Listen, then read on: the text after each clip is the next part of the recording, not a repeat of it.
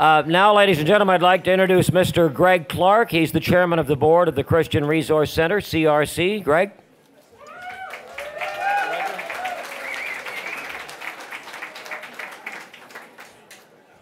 Wow, I don't believe it. We managed to get the one night in April when the Maple Leafs aren't playing. Okay, speaking of dreams, now on a serious note, dreams are good, but dreams that come to reality are, oh, so much better. As you saw in that wonderful video, 40 Oaks is a dream come true.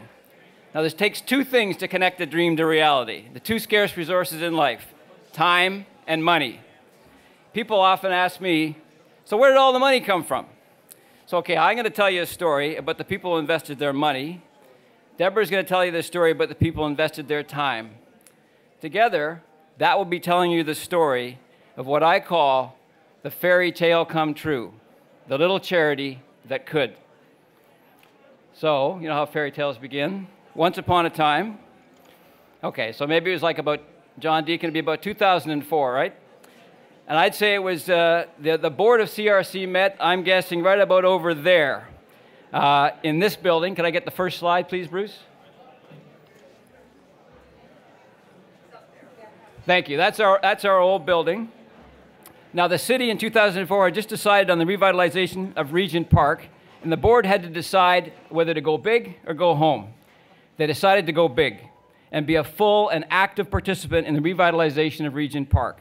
Now remember, this was a charity with revenues of approximately $700,000 a year, running an annual deficit at the time. And they decided, catch this, to build a $22 million project, 40 Oaks. Let us say the board had faith, or in common parlance today, they had faith on steroids. As Deborah said, the dream in the video was twofold. One, to contribute to the badly needed stock of affordable housing in the area, and two, to build a community hub on the first two levels that could help be the community living room that 40 Oaks had been in the past to help knit the community back together. So I'm now going to share with you the story of the people who invested in that dream. I'd ask you to hold your well-deserved applause until the end when I give you the sign. The first stop for Paul Dowling, the head visionary from the board, hat in hand, Paul will tell you, was to the Toronto United Church Council, who owned the land. The landlord. They had to be convinced that this dream was the highest and best use of this land, and that the dream was, in fact, even remotely possible. Well, Vince Alfano of TUCC and his board agreed, and they later even contributed some cash financing as well. The next stop was Fairlawn Avenue United Church. They had just merged with St. James Bond United Church and had decided to commit 100% of the proceeds of the sale of St. James Bond to the social justice work in Toronto, especially affordable housing. Fairlawn, under the leadership of Janie Mills, contributed $1.7 million to the cause and a lovely stained window, which you can see out there. So that was the seed capital, the venture capital, if you will, to get it started. The next organization to step to the plate were government. All three levels worked together to make this happen. Now, if you think about it, that's a minor miracle in itself. Now, I don't know where Christopher is. Christopher, I don't know if that's up there with the loaves and fishes, but it's pretty big. So the federal government contributed $3.6 million. The provincial government contributed $2.5 million. And we're fortunate to have with us here today the Honorable Kathleen Wynne, who's the Minister of Municipal Affairs, appropriately Housing, and Aboriginal Affairs. And the city contributed $2 million under the guidance of the Affordable Housing Office of Sean Gadden, Simon Liston, and Eric Hunter. In addition, we're fortunate to have with us here tonight Councillor Pam McConnell and former Mayor Barbara Hall, who I can tell you from personal experience have both been long-term supporters of both the CRC and the 40 Oaks project. So with that money, we were nearly there. We needed another $600,000 or so to get our mortgage financing to begin construction. So, like all good children, when we're a little short of cash, what do? We turn to our parents. I heard it over there. Very good. In the case of the CRC, this meant Rosedale United Church, the organization which had started CRC as an outreach project in 1965. So under the leadership of Eric Matheson, the current chair of outreach, Deborah and I presented to the congregation at Rosedale. I remember well our presentation, our closing line. We stood at the front of the church and we said, okay, you guys, you brought us into the world in 1965. Now how about giving us the money so we can go off to university? And they did. Rosedale came through with $650,000, which allowed us to start construction in April of 2010, and so it began. Can I get the next slide, please?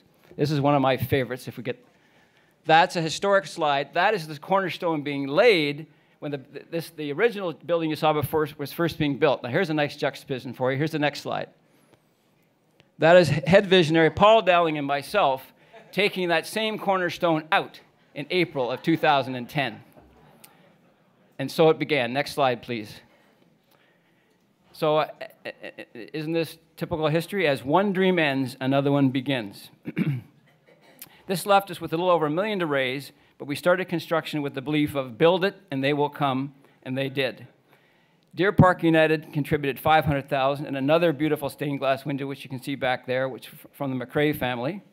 The United Church of Canada contributed $250,000.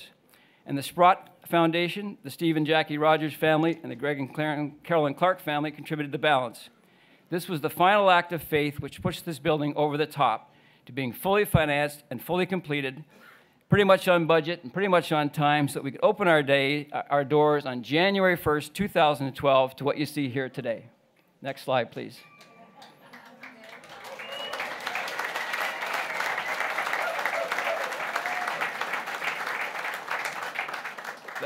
You beat me to the punch. I was going to say, okay, everybody, it's your turn. We could now have a vigorous round of applause for all those great people and organizations who had the faith to invest their money in this dream.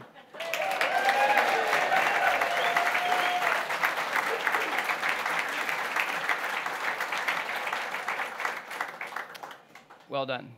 The building was done from the steel girders to the concrete floors, right down to all the furniture, and even as my friend Jimmy points out in that video, to the salt and pepper shakers. And even these were even filled by volunteers on the move-in week. Every detail, it was spectacular to be part of that. Every detail thought through. But yes, bricks and mortar make a house, but it takes people to make it a home. People who care. And Deborah will tell you more about them.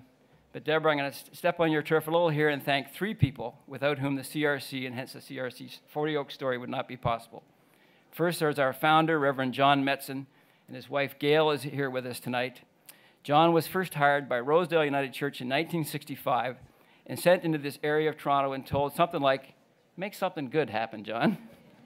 And he did. He accepted the job, but not the intended name. He said prophetically, I will not go in there and be a mission. I will not try and convert people. I will help found a resource center to help people help themselves. And that has been in the DNA of this place ever since. John was succeeded by Reverend Michael Blair in 2003, and it was under Michael's leadership that the bold 2004 decision was made and the 40 Oaks dream began. Michael was succeeded in January 2008 by Deborah Deneen, who was given the minor assignment of managing this little $700,000 charity, run its programs, try to get it to break even, and oh yes, Deborah, by the way, in your spare time, could you please design, finance, and build this little $22 million project? Well, you know the ending. Deborah more than rose to the challenge. I like to paraphrase General Omar N. Bradley when I say that Deborah was the right leader in the right place at the right time.